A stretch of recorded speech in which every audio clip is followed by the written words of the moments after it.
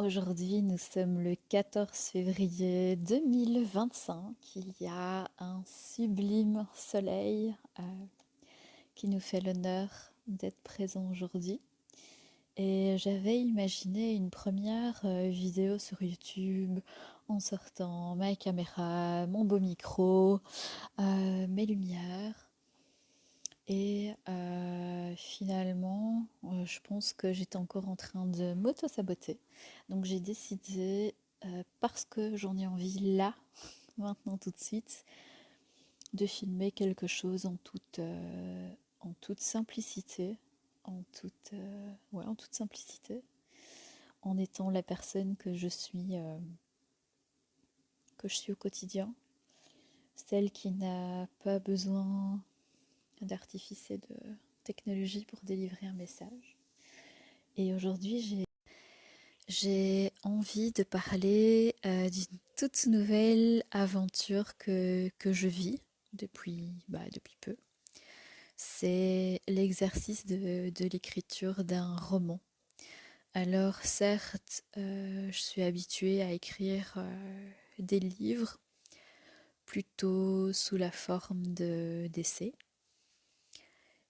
Et ça fait longtemps que j'ai envie de m'essayer à l'écriture d'un roman. Et c'est ça que j'ai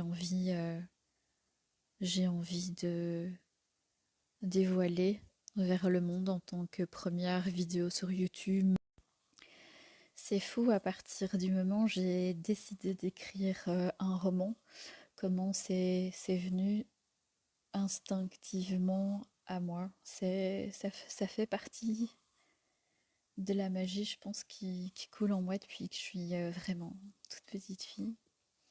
C'est ces messages comme ça qui viennent comme se télécharger dans mon esprit et qui se transposent dans la matière grâce à, grâce à ma main, soit avec un jet de stylo, soit à l'ordi.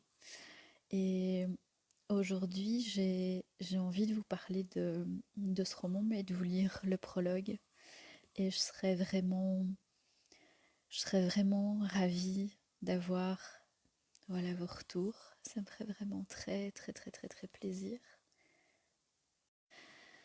Alors, ce roman va probablement se décliner en plusieurs tomes, euh, parce que ça va parler de mon éveil spirituel, enfin de mon réveil.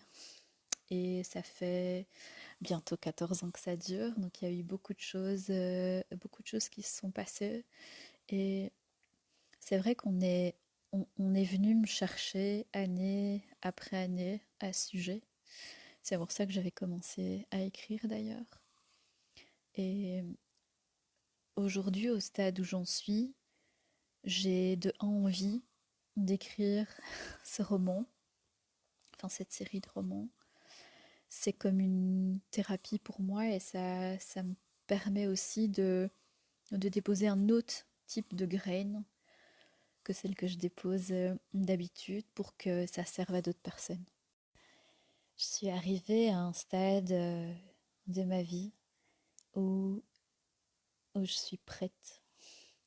Je suis prête à avancer et à incarner totalement l'énergie de cette femme sacrée qui coule en moi, qui a toujours coulé en moi, mais qui était recouverte par des couches de règles, d'injonctions, de blessures qui m'ont empêché ou que j'ai empêché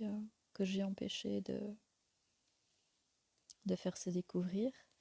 Et je pense que c'est important aujourd'hui pour la femme d'enfin être vue pour ce qu'elle est et pour tout ce qu'elle peut être aussi, avec cette, euh, cette ombre et cette lumière qui fusionnent pour en faire quelque chose de vraiment merveilleux.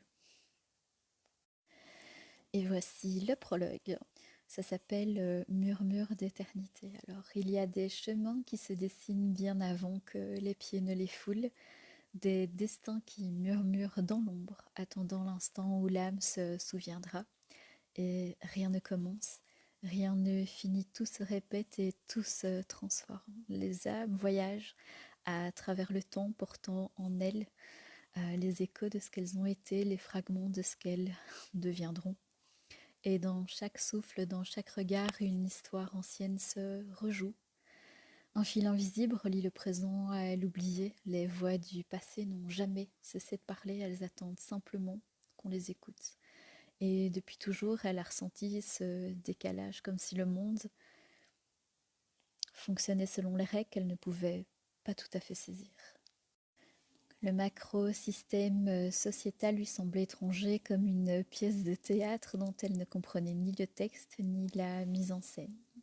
Elle a essayé, elle a observé, imité, tenté de se couler dans ce moule invisible que les autres semblaient suivre instinctivement, mais quelque chose en elle résistait. Elle percevait le monde autrement, trop fort, trop intensément. Chaque son, chaque mouvement, chaque regard était une information de trop, un signal qui brouillait sa perception du réel. Elle vivait en parallèle, en spectatrice d'une société dont elle ne possédait pas du tout les codes. Et lorsque le moment vient, le voile se déchire et une femme se lève. Elle ignore encore tout ce qui l'attend, mais en elle, quelque chose s'éveille, un battement plus profond que son propre cœur, une vérité plus vaste que ses doutes. Les ancêtres veillent, elles savent, elles attendent, car chaque voyage commence par un appel, et cette fois, elle devra y répondre. Voilà, c'était le prologue de ce premier tome qui va vraiment aborder mon réveil, voilà, et la danse des résistances que je vais très bien, très bien déployer pour refuser cet appel. Et justement, j'en parle aussi dans le podcast Murmure de sorcières. C'est un peu, c'est pas un peu, c'est vraiment un roman, comme on dit, initiatique. Je vous remercie de ces quelques minutes que vous avez passées à me regarder et à m'écouter. Et je suis d'ores et déjà ravie de lire vos commentaires. Et je vous retrouve très bientôt pour une nouvelle vidéo.